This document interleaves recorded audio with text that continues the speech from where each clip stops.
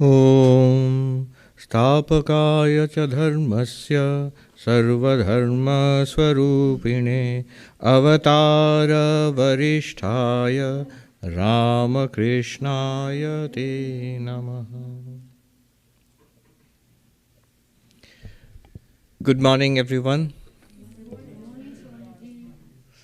And by everyone, I literally mean everyone here. This feels so good. We have, it's a real reopening. Very good. It's good to have everybody back, and on the birthday of Sri Ramakrishna, no less. On Friday, that was actually the birthday of Sri Ramakrishna according to the Indian calendar. Today we are doing it just for convenience because it's a Sunday here. So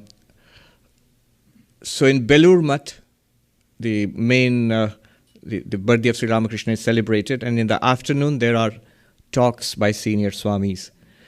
So this time I was listening to the talks. With the miracle of modern technology, we can hear all that live. So one of the senior Swamis, Swami Sarvapriyananda, stood up to speak about Sri Ramakrishna, and he started with a quote. He said, I'm quoting from one of the most beautiful books written recently about Sri Ramakrishna, Prophet of the New Age, by Richard Schiffman. And I thought that, Richard Schiffman was supposed to come here today, and he is here in the front row. So that I immediately thought that gives me bragging rights. I'm going to tell that Swami that, yes, we know him. He lives in our neighborhood. So he quoted from the book and said that for Sri Ramakrishna, one religion was not enough. And he talked about Sri Ramakrishna's teaching about the harmony of religions. So that is going to be my subject, but only at the very end. Why I selected that subject was something very interesting. One person I like and listen to quite a bit is an atheist, out and out, Sam Harris. And in one of his arguments against religion, he says, let's see, if for religion to be true, then you must say what religion says is right. And in that case, the question arises, which religion? This is Sam Harris. I'm quoting Sam Harris. Which religion? Surely they can't all be right. And at that moment, I thought, wait a minute. Hold it right there, Sam. They can be all right.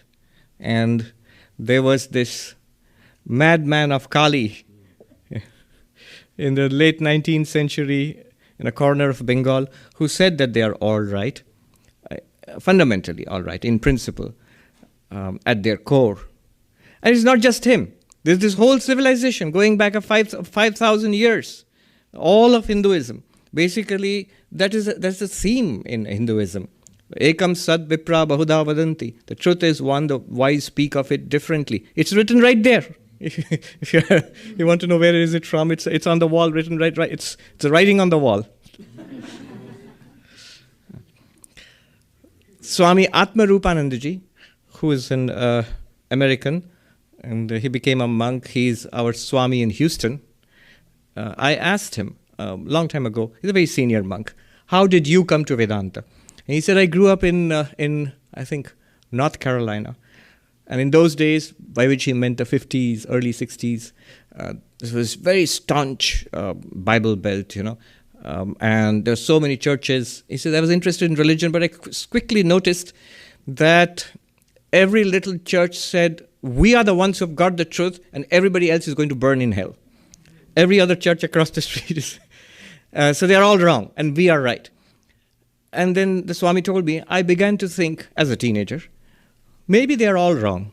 I mean, what are the chances that one little church is right and everybody else is wrong? In that case, probably they're all wrong. And then he said, for a time being, I lost interest in religion. Years later, I picked up this volume, Vedanta for the Modern Man. Vedanta, it was called the Vedanta for the Western world at that time, Vedanta for the Modern Man. And then he said, it struck a chord deep within me. I said, yes, this is what I feel, that they can all be right. It's not that one is right and everybody else is wrong, or it's not that everybody is wrong, which is what Sam Harris wants to say. From one is right and everybody is wrong, the next step is everybody is wrong is pretty easy to take. But then, all of them could be right in a fundamental sense. Those are the glorious lines, the opening lines of Aldous Huxley's The Perennial Philosophy. That, underlying all the religions, major religious traditions of the world, there is a common core of truth. There is an ultimate reality. What is it? What are its characteristics? What kind is it? That differs depending on your choice of theology. But there is some ultimate transcendent reality, and one can access it. There are methods of accessing it. And by accessing it, by realizing it, by knowing it, by attaining it, him, her, whatever you call it, the human is divinized. The human overcomes the human condition. You go beyond sorrow. You go beyond suffering. This is something common to all the religions of the world. Stated in different language, the details vary. But I'm running ahead of myself. To come to that, I'll spend most of the talk in an introduction. Sri Ramakrishna is a spiritual teacher. Before we come to this central teaching of the harmony of religions, Sri Ramakrishna is a spiritual teacher. There's a whole chapter of that in Richard's book. There he begins with how Sri Ramakrishna, of course, he had a very unique way of teaching spirituality. By touch, he could touch a person and then your mind would be spiritualized. From worldliness, you would be suffused with spirituality. Devotion to God would well up in your heart. The eternal verities would become living realities for you. You would actually attain to God vision. Many did, just by the touch of Sri Ramakrishna. By the touch, he transmitted his spiritual power there. Swami Vivekananda would say later that I know spirituality can be given.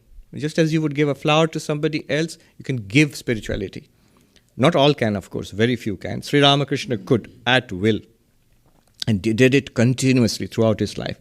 How difficult that is, one knows only by the experience of somebody as extraordinary as Swami Vivekananda. At one point, as a disciple of Sri Ramakrishna, he felt he had developed some of that power to transmit a wave of spirituality into another person. In Kashipur, that incident is there. He sits in meditation and he tells Kali, Swami Abhedananda, our very own Swami Abhedananda, who was in the Vedanta Society for more than 20 years here in New York. He tells him, when I am in meditation, when I'm ready, you just touch my knee. You sit in meditation next to me and just touch my knee. And the others who watched that, they saw suddenly Kali's whole body, Swami Abhedananda's whole body vibrating as if it's an electric shock for a while. And then Swami Abhedananda, Kali, he went into very deep meditation, completely forgetful of the external world for hours and hours at an end. But at that point, Sri Ramakrishna, who was sick, ill with cancer, dying upstairs, we didn't know any of this. He tells another monk who was attending to him, one of the disciples, I think it was Budogopal Maharaj, Swami Advaitananda, tells him that, go and call that boy, Naren, call him upstairs. And so Naren Vivekananda is summoned upstairs, he goes upstairs, and Sri Ramakrishna straight away, he says, what? Spending without accumulation? What have you done? It's like aborting a fetus.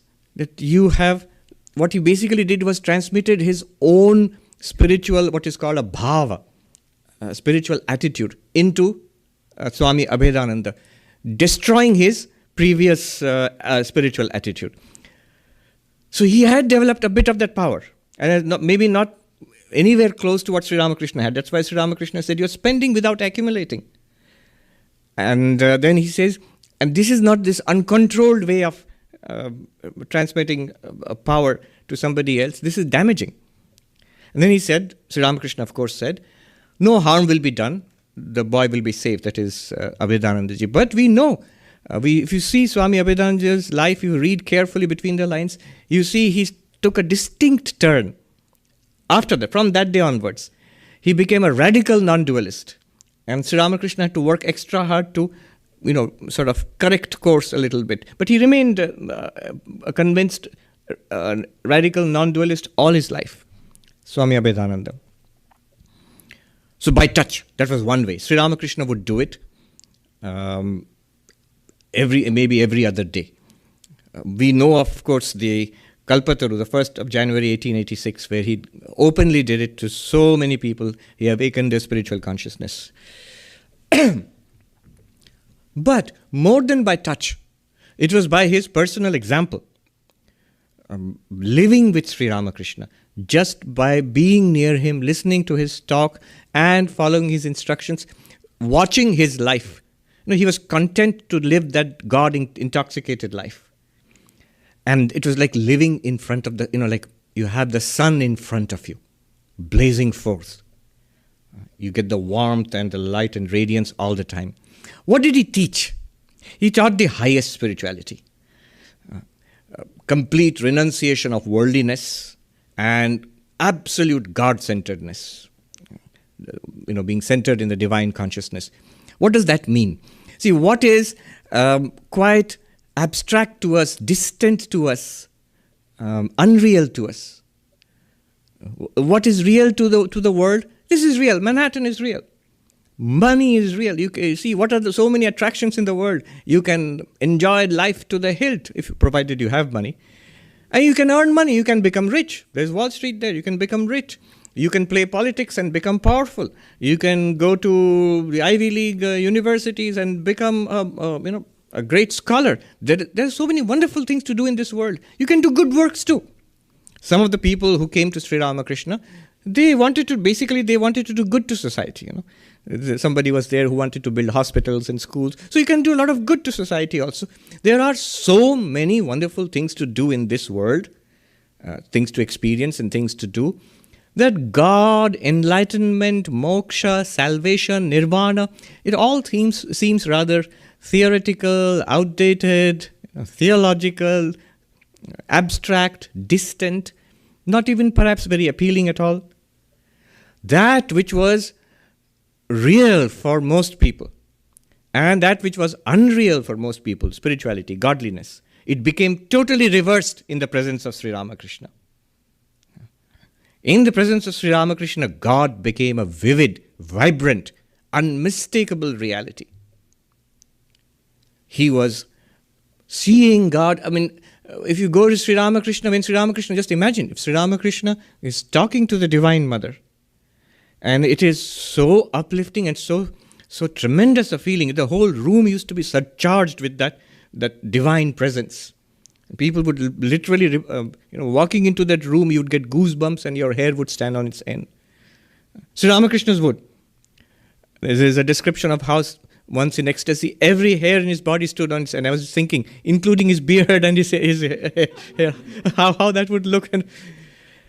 And that which was most real to worldly people, money, worldly pleasures, politics, power, or the negative side of it, anxieties, worries, and quarrels, and hatred, all of that faded into the background, became completely unimportant.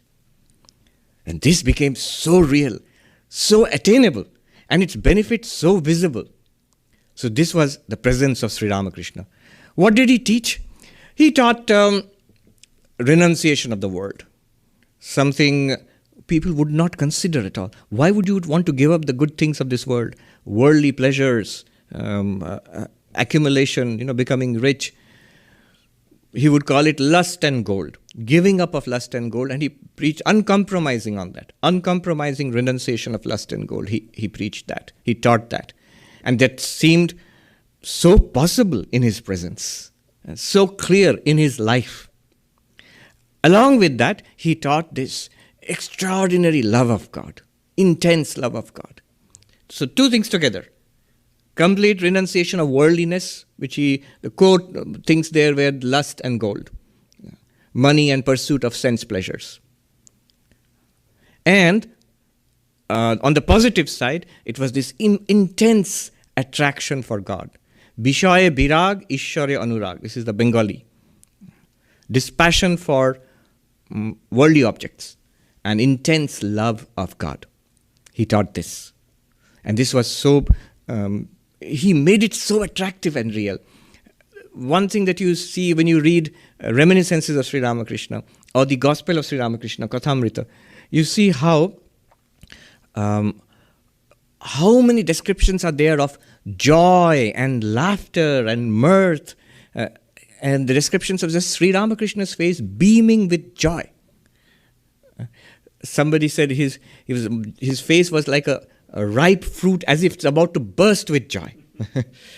So extraordinary joy, uncontainable joy streaming through this person. And that made it so attractive for people who were suffering in the world, tormented by sufferings in the world. And you see, this kind of life is possible. Not only they saw it in him, when they were in his presence, they felt a bit of it. They felt it. And they carried it like a perfume. They carried it, and it happens, If you go to, Sri Ramakrishna, of course, extraordinary avatar. But we have met, those of us who are lucky, we have met highly evolved spiritual souls. And you automatically, one sign of that is your mind gets uplifted automatically in the presence of such a person. Not only that, you carry it around with you for a little while. You stay in the presence of such a person and carry it around for a little while. But then again, it depends upon our own spiritual practice, whether we are able to retain that and develop it. And all of this I'm repeating from a very senior Swami's words, Swami Premeshanandaji. So his attendant was this novice brahmachari, Shanatan, who is now Swami Suhitananda, the vice president of our order. He told me this. Swami Premeshananda was ill, and they were nursing him, and this novice brahmachari was also there. And somebody said to Swami Premeshananda, this young man is taking care of you, serving you. You are, serving a Brahmagyan, you knower of Brahman. Everything, he will attain everything through this, just by being with you. And then Swami Premeshanandaji called this young novice and said, in those days, they had disinfectants, spirit, alcohol. There used to be sticks dipped in that with cotton swabs for a patient. And he said, you take it out, it is scented, it has a fragrance. And that fragrance stays with that stick for a while with the swab. But you keep it out there, it will evaporate. And after some time, the fragrance is gone. And he says, it's exactly like that. That means, don't think that it is your attainment.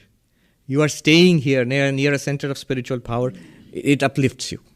And it lasts for some time, for maybe weeks, months together. But eventually it will go, unless you practice yourself. So Sri Ramakrishna, in his presence, one would feel that immense upliftment and would carry it around in their lives too. But Sri Ramakrishna was also, if you met him, and descriptions are the most humble of people. He never thought of himself as a spiritual teacher. There's somebody who came to meet Sri Ramakrishna, and Sri Ramakrishna was in the garden, and this man came and thought, such a humble, lowly-looking person must be the gardener. And he asked, where is the saint? And Sri Ramakrishna pointed to that room there. And then when the gentleman went to that room, he saw Sri Ramakrishna right there. So he was so humble and so self-effacing. He never put himself forth as a guru. In fact, he would say the only guru is God, Satchidananda Guru. Brahman is the only guru. He would say, but that teaching comes through the human guru. In those days, in the British constructed buildings, a lot like these brownstones actually, in Calcutta if you go, in Mumbai also. And water, when it accumulates, rainwater accumulates on the rooftop, there are these spouts in the shapes of gargoyles, lions and tigers and all, and the water runs through the mouth of them. And they all look different. But Sri Ramakrishna says, just like this water is coming from one source up there on the roof and coming out through the mouths of these different gargoyles, similarly, the source is Satchidananda. All spirituality, all real spiritual teaching comes from God. The human teachers are just like those spouts from which, and that's only for the genuine teaching. It's an important thing to note, where we have no end of, especially in this country, no end of spiritual masters, enlightened beings. You think India is full of enlightened beings, but America, especially California, is. One of our senior Swamis, Swami Ashokanandaji, he says, in the 1970s, 60s, sorry. He says there's the beginning of the New Age and the hippie movement there, especially in Berkeley. So Swami Ashokananda said, Berkeley, wonderful place, an avatar on every street corner. In those days, most of them were high actually. Sri Ramakrishna said, you cannot teach unless you have a commission from God. In Bengali, he used to say chaprash. So it must come from God. You must be moved to teach, only then that has power. Just giving lectures has no power at all. People will listen, will say it's a very nice lecture, many YouTube likes, but then no effect. It's all gone. So it must come from God. Sri Ramakrishna talks about 3 kinds of gurus. He compares it to doctors. So the first kind of doctor is the one who says, this is the medicine, take it and you'll be well. And that's it. He doesn't follow up. That's the end of his engagement with the patient. The second kind of doctor, the better kind of doctor, says he gives you the medicine and then he follows up. Are you taking the medicine? Are you taking proper diet? Are you feeling better? He follows up. And the third kind of doctor is the best doctor, who says, oh, you won't take the medicine. I'll see how you won't take the medicine. And he jumps on the patient and puts his knee on the patient's chest and forces the patient's mouth open and puts the medicine in the patient's mouth. The doctors in the audience don't actually do that because I know the first kind of doctor is exactly what the insurance companies want you to be. The second kind, who follows up with patients and all, they will say it's non-billable. Don't do that. It's a waste of your time. And the third kind, who jumps on the patients and puts medicine in the patient's mouth, you'll get sued for that. So don't do it at all. Strange that our system will encourage only the first, the inferior kind of doctor, not the second or the third kind. But Sri Ramakrishna, he said this about the guru. The Uttam Guru, the best guru, is the one who ensures.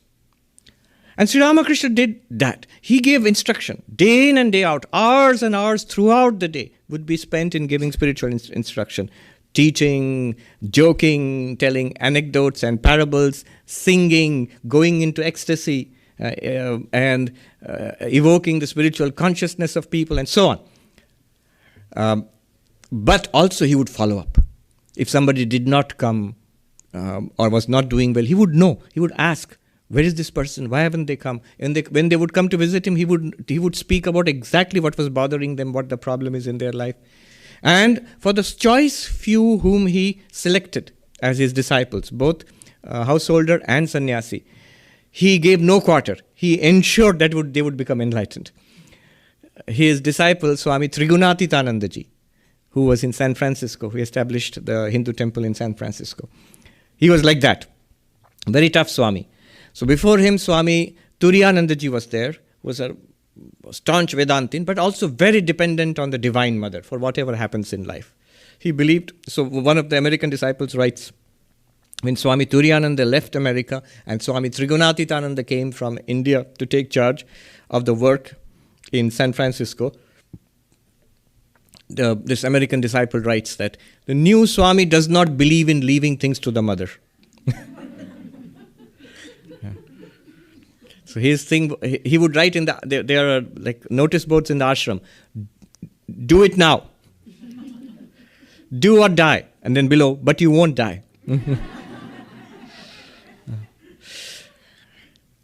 And he would scold. He was famous for his scoldings. So one of his disciples, Swami Trigunatitananda's disciples, writes, and lady, she writes complainingly perhaps about his scoldings. We don't have that letter, but we have Swami Trigunatitananda's reply to her.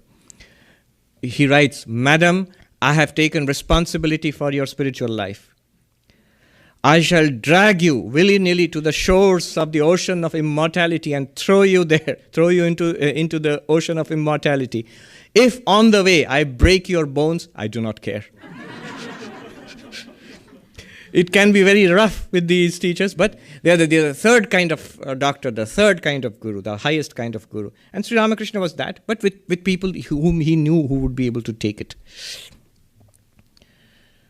It is by his presence, I'm reminded of the story of the fossil. Sri Ramakrishna, he went to the museum there and they showed him fossils, ancient prehistoric animals and the fossils of that. And he was amazed to hear that the bones of these long, long dead animals were between layers of rock, they became just like rock and they were preserved. And he would give this example later on. But that by staying with a holy person, in the company of holy persons, you yourself become holy. Just like the fossil, it becomes like a rock staying with the rocks. And this is a story I can never forget, because when I joined the order, nearly 30 years ago, 27, 28 years ago, Swami Bhuteshanandaji was the president of our order at that time, the 12th president. And just by my good fortune, he was present there in that ashram where I went to join the order. And so the monks there, I was absolutely new. I didn't know what to do. And I was surrounded by monks and the president of the order sitting in front of me. And the monks whispered in my ear. I was coached like a parrot. Bow down to him and then say to him, Swami, bless me that I may be a good monk. So just like a parrot, I bowed down to him and said, Swami, bless me that I may be a good monk. He listened to me carefully and he said, do you not, he would speak in a slow drawl, do you not know the story of the parable of the fossil? And I knew, of course. I nodded and he said, just like that, staying with sadhus, you will become a good sadhu. In Bengali, he said, sadhuder sange thakte thakte tumi sadhu hi habe. So I took it like the first blessing which launched me into spiritual life, in my monastic life. So that's the story of the fossil, and that's the importance of places like this, a company of dedicated spiritual practitioners, the monks, and the holy atmosphere of ashramas. But he was immensely practical. It was not all ecstasies and singing and jokes. Sri Ramakrishna and his followers, Vivekananda and all others, they were immensely practical spiritual men. Metaphysics was secondary. It was there all the time, but it was secondary. Somebody wrote a letter to Swami Turiyanandaji asking, what was the philosophy of Sri Ramakrishna? Was it non-dualism? Was it Vishishtadvaita, qualified monism? Was it dualism? Dvaita Vedanta, Advaita, Vishishtadvaita, Dvaita. What was the philosophy of Sri Ramakrishna? And Swami Turiyananda wrote this letter, which we have. It's published. Long letter discussing the philosophy of Sri Ramakrishna. And then at the end, he says, if you press me, to say, tell me one answer, give me one straight answer, which was the philosophy of Sri Ramakrishna? And listen to the answer he gives. If you press me and say, give me one answer, one philosophy, which was Sri Ramakrishna's own philosophy, then I'll be forced to say, Sri Ramakrishna's philosophy was, realize God as quickly as possible by whatsoever means possible. So they were immensely practical, not just about the highest spiritual matters like prayer, meditation, Vedantic inquiry, but about the foundation, the fundamentals of spiritual life. He insisted uncompromisingly on being truthful. He said one spiritual practice in Bengali, mon mukh ek kara, which means your mind and your words your thoughts and words should be in alignment. What you think, what you say, what you do should be in one straight line. No deceit should enter. He gave immense importance on purity of conduct, on self-control, of course, on the renunciation of lust and gold, and he would be uncompromising on these. But also little things, And his teaching was subtle and balanced and also directed to the needs of each particular person. How to make that person ready for spiritual enlightenment. And that means the teaching was calibrated. For Yogin Maharaj, Swami Yogananda, his name was Yogin, aristocratic family, impractical lad, dreamy and very idealistic. So, we know the story. Sri Ramakrishna sends him to buy something from the shop, an utensil. And he goes there and the shopkeeper sells him damaged goods. And Sri Ramakrishna says, there's a hole in this pan. And Yogin said, but the man was taking the name of God. Sri Ramakrishna scolded him. He said, that man was there, he is running a business. And you have to use common sense and check what he has sold you. He's not there to practice religion. When Yogin was coming on a boat to Sri Ramakrishna, And the people in the boat were criticizing Sri Ramakrishna. Oh, there's this madman who lives in Dakshineshwar, and all these young people, their minds, he brainwashes them and talks about God and things like that. But not. They were criticizing him. Apparently that was a thing in those days. But at least the level of gossip was, they were gossiping about saints. And Yogin reported this to Sri Ramakrishna. And he said, they were saying that, but I knew that you wouldn't mind, you are above these things, and I just kept quiet. Sri Ramakrishna scolded him. He said, what? They were criticizing your guru, slandering your guru, and you sat there quietly, you did not oppose it. Don't you know, there's an ancient saying that if someone slanders the guru in your presence, either you cut off the head of that person or you leave that place. I mean, don't literally cut off that person's head. So that was a shock to Yogin. But just the opposite. We know the story how he taught Niranjan, Swami Niranjananji, who was just the opposite of Yogin. Also a very spiritual person, tall, powerfully built, prone to fits of impetuous anger. And he was coming by boat, and maybe the same crowd, they were going on criticizing Sri Ramakrishna. And till Niranjan couldn't bear it anymore. He stood up in fury and he said, you wretches, you dare criticize Sri Ramakrishna? And he started rocking the boat. And if you've seen those little boats, they're still there on Ganga. If you see the little boats, you don't rock those boats. They're very dangerous. And everybody was scared on the boat. They thought they were going to drown. Because he's a very tall and powerfully built man. He didn't care. He was a strong swimmer. He was going to drown the whole lot and swim to the shore. Until they begged for forgiveness and he stopped. When he went and proudly reported this to Sri Ramakrishna, expecting to be praised, after all, he defended his guru. Sri Ramakrishna said, what have you done? It's a crime. What harm had the boatman done to you? And all those people would have drowned. That would have been such a terrible crime. Anger leads to crime, to sinful acts. You will regret it one day if people come to harm because of your anger. Never be angry. Let them say what they want to say. Just the opposite. But it was exactly what was needed for each of the two disciples. And that's how he taught. Swami Vivekananda is like that. So when somebody asked Swami Vivekananda, you confuse us. When you speak about Vedanta, it seems there's nothing like Vedanta. You must realize you are Brahman and the whole world is false as an appearance. But when you speak about karma yoga, there seems to be nothing like the service of humanity. Everything else seems secondary. Similarly, when you speak about bhakti, devotion to God, what soaring love of God, sublime. Everything else seems small. Then you speak about the depth and peace of meditation, and think that's the thing to do. You're confusing us. And Swami Vivekananda said, what I say is meant for different people. And once he was giving a very inspiring talk, and somebody said, I liked what you said. Swami Vivekananda said, it was for you. And somebody else said, but I didn't see what was great in it. And Swami Vivekananda said, then it was not for you. And that's the key. Sister Nivedita writes, in order to understand Vivekananda, because if you read Vivekananda's teachings, they seem contradictory, full of contradictions, different things he has said at different places. She says, how do you read Vivekananda? Sister Nivedita says, first sit and meditate on Vivekananda. Don't start reading the book. Meditate on Vivekananda means the personality, the person, the life, what you know about Vivekananda. You imbibe that, suffuse yourself with that. Then go into what he has said and everything will make sense. Yes, such a person would say such a thing.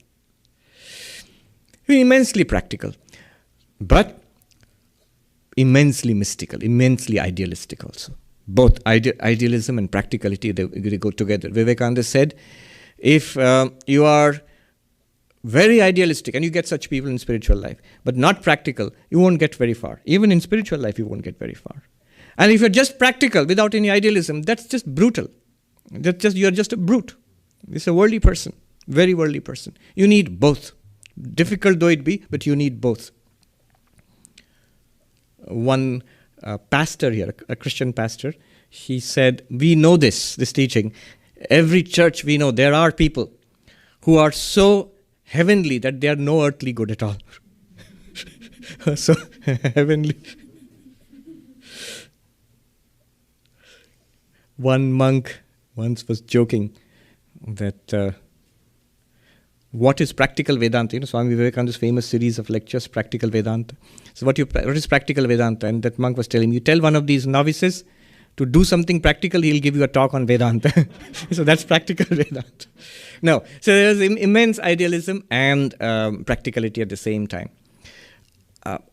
Sri Ramakrishna emphasized, and he re-established faith, that all these deities and the traditional worship in Hinduism, that leads to enlightenment.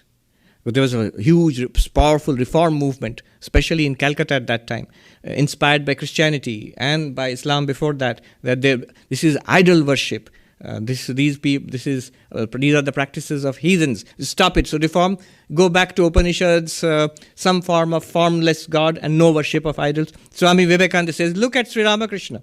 If worshipping an image can produce a Ramakrishna, worship 1,000 images, I say. So he re-established faith in the hearts of people, that these are living realities. God appears in all these forms to the devotees. And the reality of mystical experience. I know I speak mostly about Advaita Vedanta, that you are pure consciousness. I often say, if you have seen God, if it's an object, then it's not Vedanta. If seeing is an object. I say all that, I know. But the fact is, and it's an important fact to emphasize, Sri Ramakrishna's life is a living testament to the fact that mystical experience is real, and nay, more than real. It is the most fulfilling thing in human life. And it has provided the fuel for the development of civilization through the great religions of the world. All the great religions of the world are rooted in mystical experience, at least of their founders, at least of the great saints in those traditions. Mystical experience is real. Sri Ramakrishna would say, I have seen God. That's what transformed the young student Narendranath into Vivekananda. Sir, have you seen God? Yes, I have seen God. As I see you, only more clearly. That only more clearly is what I take off and make it into Advaita Vedanta. But the fact is, I have seen God. The importance of mystical experience. Why do we think that the limited experience we have with the senses and our thinking based on these senses and the data gathered by instruments available to these senses, that's all of the world? Why? What the mystics have experienced through the centuries and millennia, Sri Ramakrishna embodied that, and in this day and age in a very authentic, very powerful way. I know one saint a recent contemporary saint in the south of India, I've forgotten his name, but I heard when he passed, they discovered his diary, and he writes how from an atheist, a skeptical young man, he becomes a spiritual seeker and eventually the saintly person. He says 3 reasons why he started believing in God. He says, because the universe exists. And then if you know theology, you'll know how it follows, the arguments for the existence of some cause of the universe. Anyway, so that's one. It's a traditional argument for the existence of God. Because this exists, so there must be a cause. First.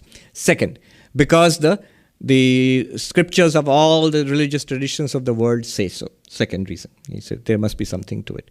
Third reason. Why this skeptical young man came to believe in God. Third reason, one word, Ramakrishna. Not the teachings of Ramakrishna, not the philosophy of Ramakrishna, because Ramakrishna said so. No, just the phenomenon called Ramakrishna. That's the line with which Christopher Isherwood begins his book, Ramakrishna and His Disciples. This is a story of a phenomenon, a spiritual phenomenon.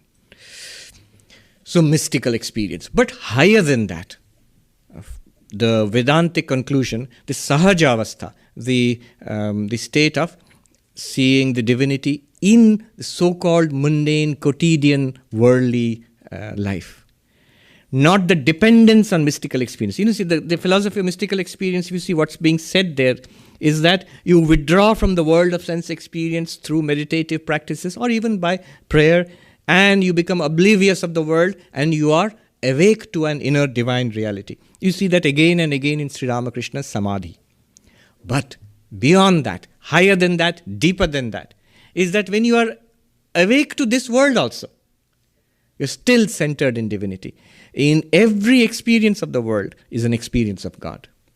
Kenopanishad says, Pratibodha viditam matam amritatvam hi vindate.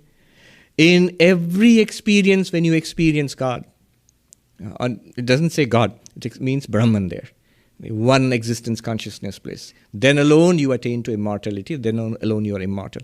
With eyes closed in meditation, in mystic experience, you are experiencing God. But eyes open and looking at people and animals and birds and sky and earth and cities and villages and mountains, you are experiencing God. No less. Sri Ramakrishna said, what is God there? Only when I close my eyes, God exists, and when I open my eyes, there is no God. What kind of God is this? Which means, with eyes closed, there is God. With eyes open, there is God. For the enlightened one. For the unenlightened one, with eyes closed, there is no God. With eyes open also. Nothing. Then we go further. In every experience, there is an experience of God. Sri Ramakrishna's unique contribution to this, an extension of, what I said now is classical Vedanta, but an extension of that, what is called Vijnana. That what you attain in the highest samadhi, when the world disappears before your to your experience. When you are experiencing this world, not only you experience the divinity, you know that every bit of it is that divinity. What's the distinction between this and what I said earlier? There is this world of appearance, and in and through that you experience that same divinity, existence, consciousness place. But now Sri Ramakrishna is saying, there is no distinction between this. It's not that there is an appearance and there is a reality. That there is God and there is an appearance. No. It is God and God alone. There is only one divinity. I did not know this at one time. I asked a very senior monk, I still remember. He was sitting in Mother's temple on the bank of Ganga in Belur Math. Very old Swami. He was at that time just 100 years old. He lived to 104. Swami Nirmuktananda, a disciple of Swami Shivananda. I asked him, I was firmly convinced he is an enlightened man. So I asked him, Swami, how does an enlightened man see this, enlightened person see this world? As some kind of underlying divinity and this world of, sights and sounds and people and things like a shadow over it. And then he looked at me and he said, no, why would that be? There is only one. I was doing a little bit of Vedantic metaphysics and Brahman and an appearance of Brahman. So like a shadow this world is, and there is an underlying reality which we are not seeing. He says, no, it's not like that. There is only one divine reality. So beyond this idea of there is an appearance and there is a reality, beyond the appearance reality paradigm, there is God and God alone. This Vijnana. From that flows all of Sri Ramakrishna's unique and central teachings. So all of this was introduction, by the way. I haven't started yet. His Shiva Jnani Jiva Seva. See how it flows. He's talking about compassion to all beings in a semi-ecstatic state, Sri Ramakrishna. But now imagine, if God and God alone is everything, how can you be compassionate to God? You see the obvious contradiction. I can be devoted to God and I see suffering beings, I can be compassionate to suffering beings from a spiritual perspective. But if I'm seeing God and God alone, sincerely, if I mean that, how can I be compassionate to God? And so he said, not compassion, but the worship of God in all sentient beings. Shiva Jnani Jiva Seva. Knowing the sentient beings to be God, none other than Shiva, and you worship them through service. How do you worship a sentient being? A jiva. How do you worship a man and a woman and a child and the sick person, the ignorant person, the poor person? How do you worship a suffering animal, for example? By seeing the divinity in them and rendering your service as worship. Food to the hungry person. Medicine to and medical care to the sick person. Economic help to the poverty-stricken, or relief to those who are struck by disaster, floods, war, famine, and so on. It becomes spiritualized. It's not just kind of a make-believe. That is the reality. And so our service is worship. See how that follows from the Vijnana concept. Then compassion, you have to drop that terminology. You have to move to worship of God. Now, to the point I want to make. Now we are ready to reply to Sam Harris. In case you've forgotten, what was the question? What are we trying to say? Sam Harris says that if religion is to be true, then which one? Surely they can't all be true. What is Sri Ramakrishna's answer from a Vijnana perspective? He says there is one reality which is worshipped, which is approached in different ways, and that reality is beyond language. That reality is infinite in aspects.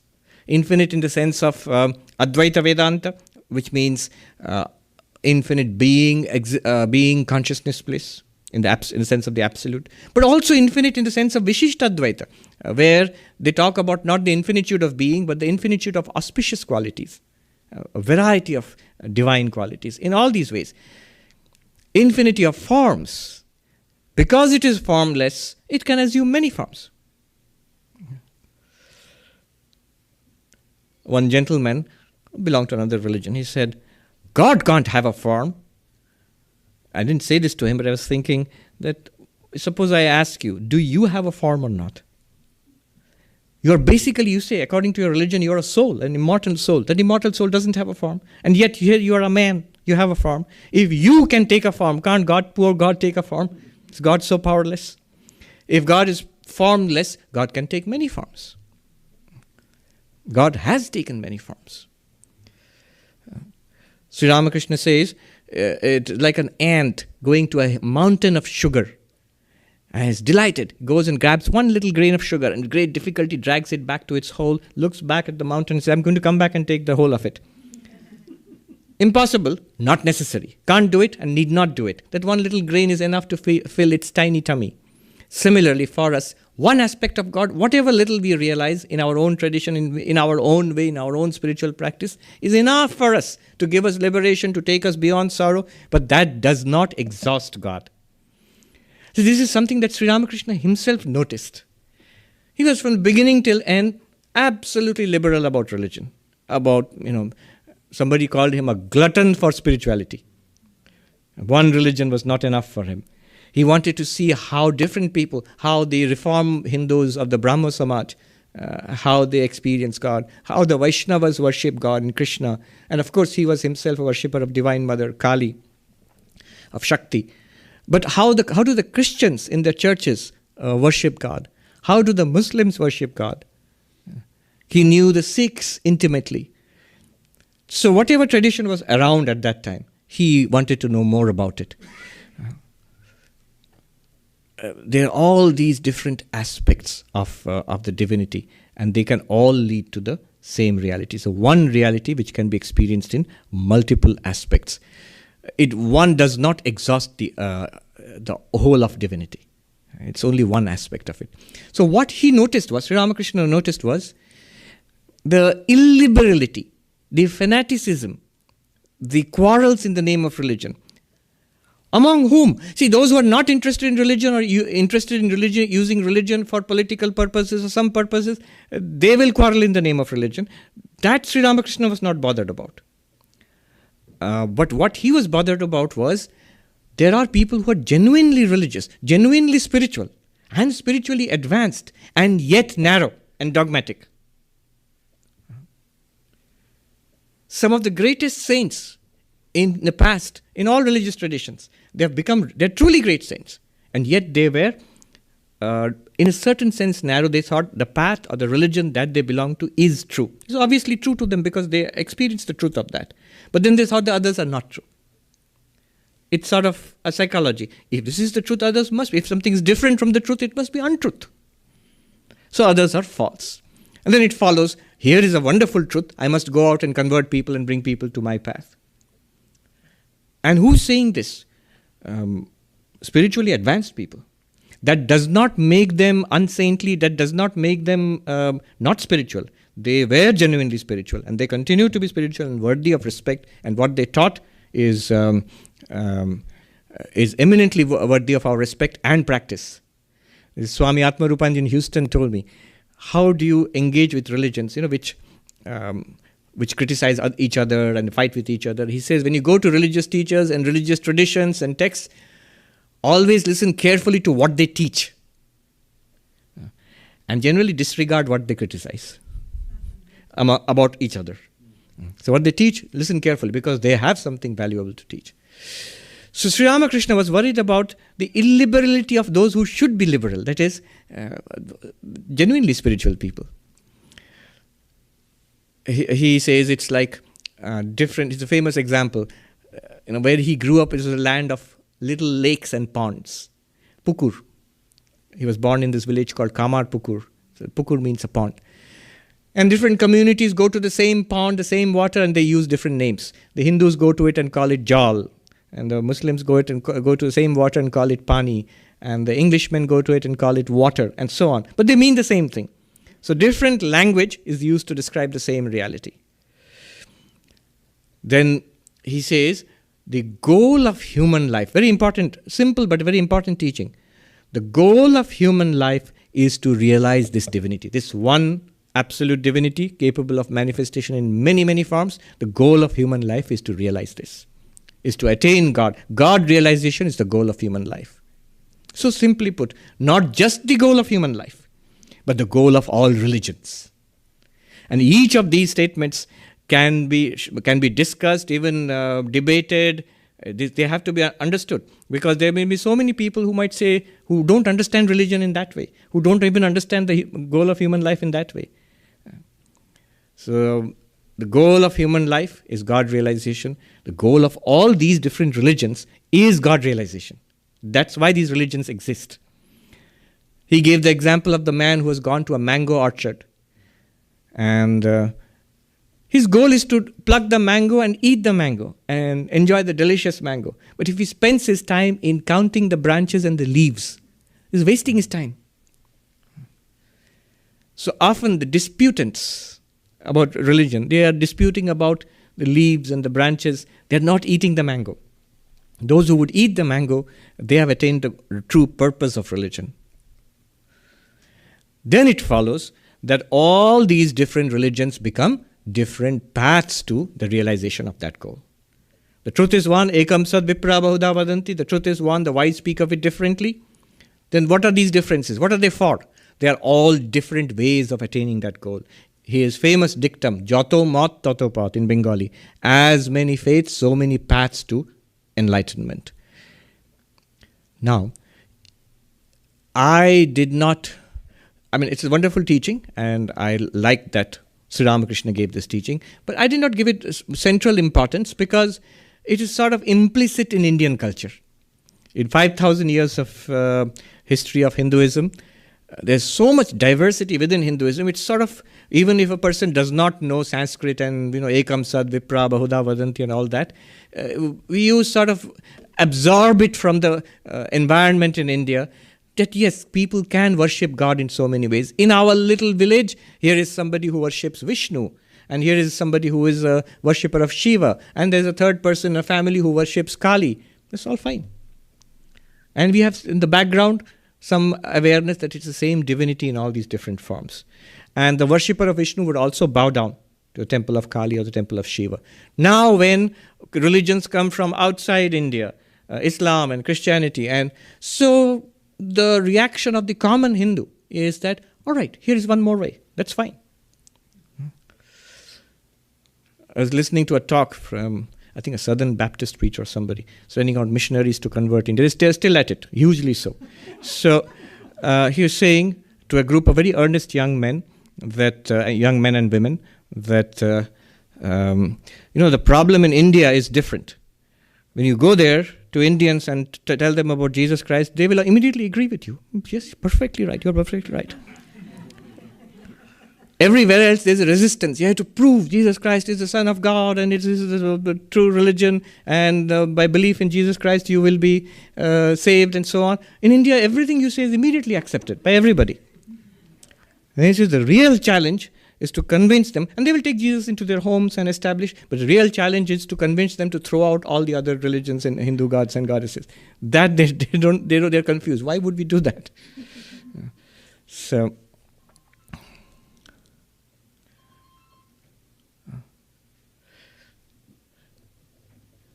the different paths are meant for the realization of that same divinity. Now, that does not mean that you will end up worshipping all forms of God and practicing multiple religions. There was this gentleman who said that, well-meaning gentleman, I met him in Belur Mutt. He said, I'm practicing Sri Ramakrishna's teaching of the harmony of religions. On Mondays, I worship Shiva. On Tuesdays, I can't. On Fridays, I'm a Muslim. On Sundays, I'm a Christian. On Saturdays, I'm a Jew. Now, that's very nice, but that's one straight way to insanity. See, but Sri Ramakrishna worshipped, practiced all religion, as many faiths as he was exposed to. But remember, first of all, you'll have to have Sri Ramakrishna's mental makeup. This is an extraordinary mind. And notice, when he did follow one particular path, he did it with immense focus. For example, when he was practicing Islam, he actually removed he lived like a Muslim. He did not go to the Hindu temples. He removed the pictures of Hindu gods and goddesses. He had a particular focus on that. When he was practicing Advaita Vedanta, completely and totally focused on it. He even moved ahead beyond his beloved mother Kali. Todapuri says, when the form of your beloved mother, divine mother appears, cut it with the sword of knowledge. And he did that. So that kind of focus is necessary. This is the concept of Ishta Devata. This is an implication, a corollary of the teaching of harmony of religions. You must be rooted in one tradition. Why? Sri Ramakrishna gives the example of a man who was digging for water, and then he dug a little bit in the hard sandy soil and didn't get water, and he thought, maybe I'll try there, it's too difficult here. He went elsewhere and started digging, didn't get water there, and he went elsewhere and started digging, he didn't get water there. And at the end of the day, he had dug in so many different places but no water. But if he had dug in one place sufficiently deeply enough, he might have got water. Similarly, there is one of these traditions you pick up, either by your tradition, your family, or by your community, or by your choice. You pick up one, and then sincerely follow it. Follow it, give it all you have got. Sri Ramakrishna did not approve of people changing religions, because he saw that every religion has the truth. Why would you want to? I didn't know this, I read it just recently. Colonel Olcott, who was a leading light of the Theosophical Society, he was very interested in Hinduism, and he visited Calcutta and the Kali temples.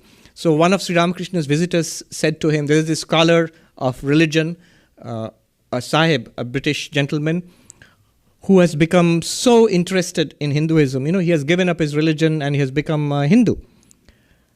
But Sri Ramakrishna did not like that. He immediately became a little grave and he said, why would the Sahib give up his own religion? Somebody asked, many years later, I think Swami Shuddhananda probably, one of the disciples of Swami Vivekananda, about Sister Nivedita. How did Swami Vivekananda convert Sister Nivedita into a Hindu? And Swami Shuddhananda said, I really don't think he converted her into a Hindu, he just made her a better Christian. When Swami Vivekananda came here to the West, people were always thinking in terms of converting people from one religion to other. So he answered this question, what is Vedanta here for on Western shores or on the world platform? He says, do I want that a Christian should become a Hindu? God forbid. Do I want that a Buddhist should become a Muslim or a Hindu should become a Muslim? God forbid. What do I want then? I want that a Christian should be a better Christian, a Hindu a better Hindu, a Buddhist a better Buddhist, and a Muslim a better Muslim. So this is the purpose of Vedanta, what Vedanta is trying to do. And the second corollary, the first corollary is that Ishta. You have to have focus in one. When you have harmony of religions, it follows that you must be focused on one, because ultimately the goal is not harmony of religions. The goal is enlightenment. And the focus is essential. And another corollary is, as you are focused on one, have immense respect for the ideals and the masters of teachers of all religions. Know that they are trying to take people to the same goal, and they have been doing so for centuries, if not millennia. So have deep respect for them. Just disrespecting the religious ideals of another religion or the teachers of another religion is like disrespecting your beloved Ishta Devata. The same divinity there. So these are the constituents of the answer, I think, which Sri Ramakrishna would give Sam. I don't know if he'll convince Sam Harris, but I find it pretty convincing. If you just take a look at these ancient spiritual traditions of humanity, there's clearly something underlying all of it. It's not just, the differences are surface differences. I know this because, I know this is a big issue because I was studying at Harvard Divinity School a couple of years ago, and almost nobody would really accept it. But their approaches, the kind of reactions you get to this. Professor Clooney, who is the leading light in the South Asian religion studies at Harvard Divinity School, and he's a scholar of Vishishtadvaita Vedanta. He is himself a committed Christian. He is a Catholic priest and a professor at Harvard University and a scholar of Vishishtadvaita Vedanta for 40 years. If you go into his office, you will see, first thing you will see is a icon of the Divine Mother, of Lakshmi.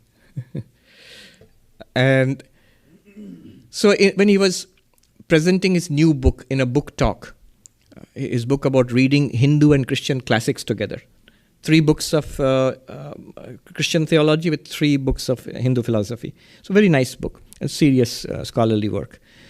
The interlocutors, they were 2 eminent scholars of religion from different universities. I forget their names, but the program is online. One of them said at the end of the program, "All this is very good, Professor Clooney, but what is the purpose of all this? At the end of the day, you have to pick one and say that this is right and others are not." I was thinking, this is a scholar of religion. He's devoted his whole life to the study of religion. This is so deep-rooted that if one is right, the others must be wrong. Sri Ramakrishna replaces it with the path and goal analogy. You want to come to Vedanta society? Your GPS will suggest different routes. Depending on where you are starting from, what the traffic conditions are like, you will get different routes. It's not that one is right and the others are wrong. One may be a little better than others for you in your particular situation, and that's it. Or your phone. I've seen often the iPhones and Android phones give different routes from the same position. They want to be different from each other. But Waze is better.